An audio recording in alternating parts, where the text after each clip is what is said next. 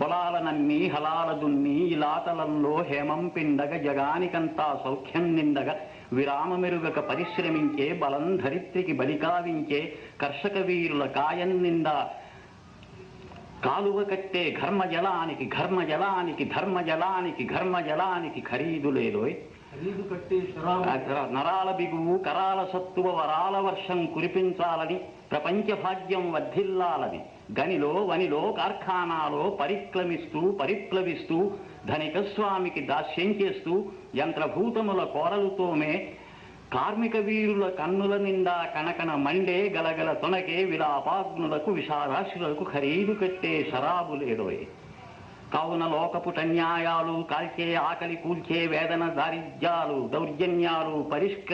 బహిష్కరించే బాటలు తీస్తూ పాటలు రాస్తూ నాలో కదిలే నవ్య కవిత్వం కార్మికలోకపు కళ్యాణానికి శ్రామికలోకపు సౌభాగ్యానికి సమర్పణంగా సమర్చనంగా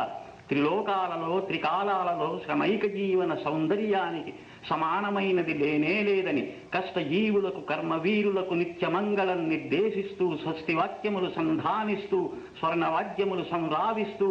యథార్థ జీవిత యథార్థ దృశ్యం పునాదిగా ఇక జనించబోయే భావి వేదముల జీవనాదములు జగత్తుకంతా చవులిస్తానోయ్. కమరి కొలిమి కుమరి చక్రం జాలరి పగ్గం సాలెల మగ్గం శరీర కష్టం స్ఫురింపజేసే గొడ్డలి రంపం కొడవలి నాగలి సహస్ర వృత్తుల సమస్త చిహ్నలు నా వినిపించే